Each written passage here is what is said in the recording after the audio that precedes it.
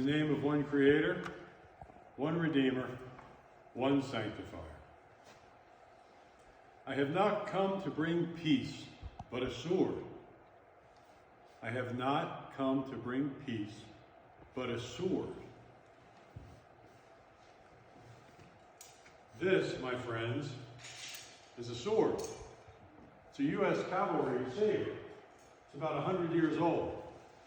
It's heavy, it's sharp, and it's most surely a weapon. This is not the image most of us probably have of our Savior Jesus. This is a whole new Jesus. A very different Jesus than most of us imagine. This is not Jesus who talked to the Samaritan woman at the well. This is not Jesus who calmed the seas. This is not Jesus who called forth a child. And this is not the Jesus who cried at the death of his friend Lazarus. Do not think that I have come to bring peace to the earth. Just the opposite in our gospel from Matthew today. Jesus is commanding his disciples, and he's commissioning us to go forth and proclaim the good news. Jesus, by this time, already knows his fate.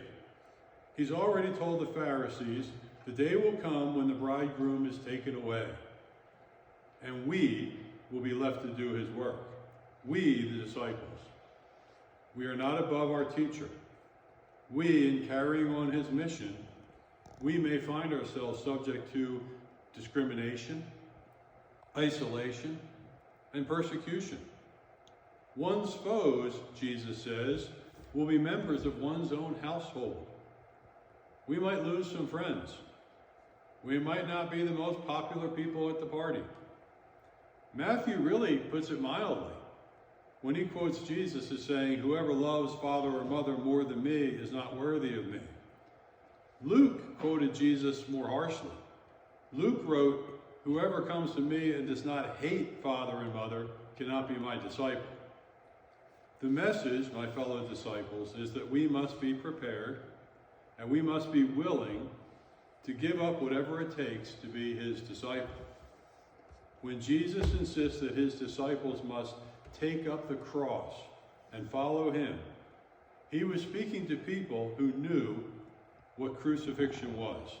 Crucifixion was a common punishment in Jesus' time, and the sight of a condemned person struggling under the weight of the cross on which they were to be crucified was known to everyone.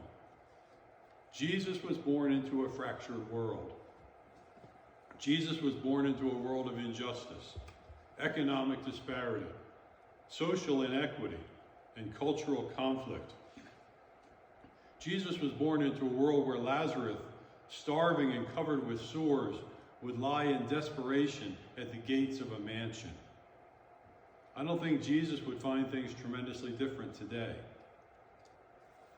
Last week, when five people who could afford to pay $250,000 each for a frivolous excursion on a mini-sub to see a shipwreck were lost at sea, at least 3 countries and several private entities sent ships, airplanes, and underwater drones to participate in a search that dominated the global news for several days.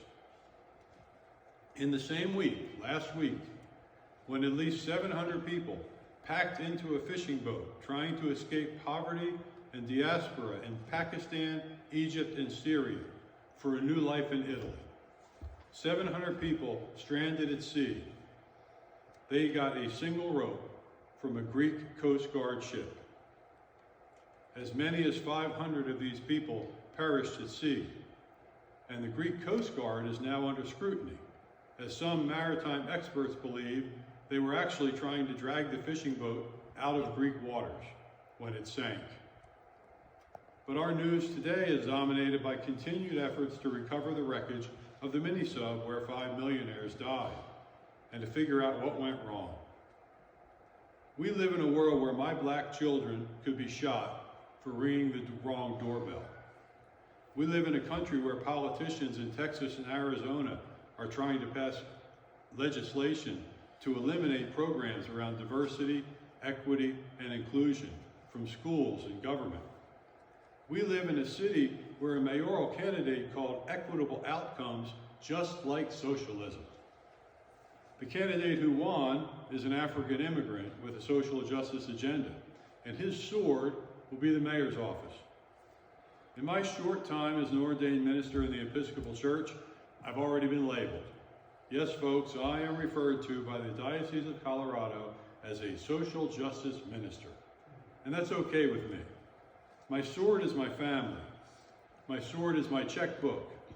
My sword is my vote. And my sword is my ministry. I've learned over the last few months that not every Episcopal church in the Diocese of Colorado is interested in a social justice minister. And that, for now, is also okay with me, because I know that I am of more value than many sparrows, and God continues to value me and care for me and my family as I proclaim from the rooftops what I hear whispered from God.